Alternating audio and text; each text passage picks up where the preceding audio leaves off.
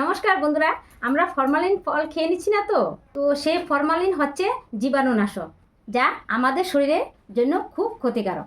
অনেক অসাধু ব্যবসায়ী ফল শাকসবজি সংরক্ষণ করার জন্য এই ফরমালিন ব্যবহার করে থাকে। তো আমরা কি করে বুঝবো যে এই ফলের মধ্যে ফরমালিন আছে কিনা, সেটা বোঝার জন্য ছোট্ট একটা ট্রিক্স আছে। চলুন সেই ট্রিক্সটা এখন আপনাদের কাছে। এই আমের মধ্যে ফরমালিন আছে কিনা সেটা বোঝার জন্য প্রথমে আমি আমটাকে কেটে নিতে হবে।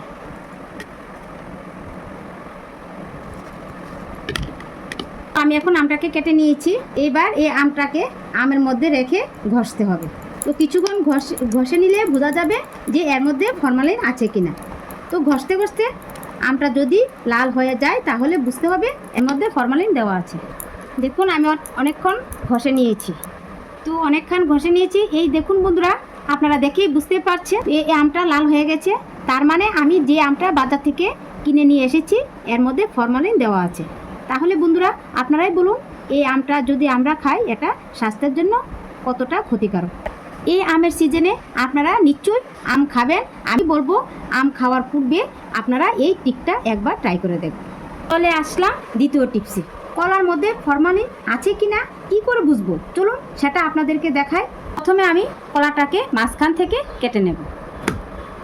লাগবে একটা লেবু, এই লেবুটাকেও আমি মাঝখান থেকে কেটে নেব।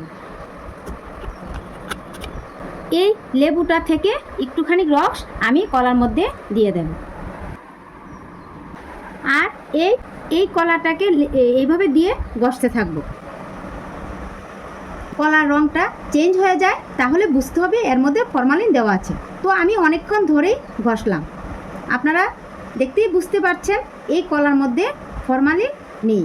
দেখুন এই কলাটা কিন্তু চেঞ্জ হয়নি, একই রকম কালার রয়েছে। এটা যদি চেঞ্জ হয়ে লাল হয়ে যেত তাহলে বুঝতে হবে যে এর মধ্যে ফরমালিন দেওয়া আছে। এই কলাটা খেলে আমাদের স্বাস্থ্যের কোনো ক্ষতি হবে না, এটা আমরা খেতেই পারি।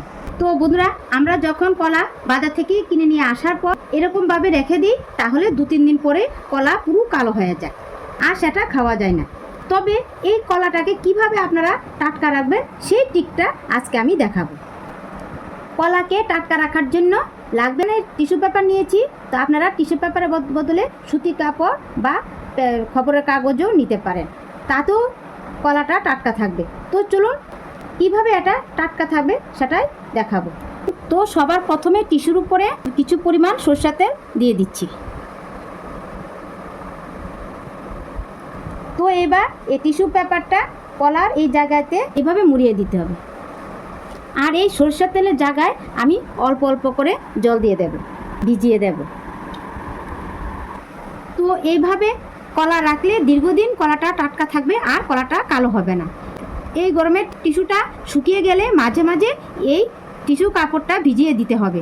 টিস্যুটা ভিজা থাকলে এই কলাটা টাটকা থাকবে। আপনারা এই টিপটা অবশ্যই ট্রাই করে দেখবেন।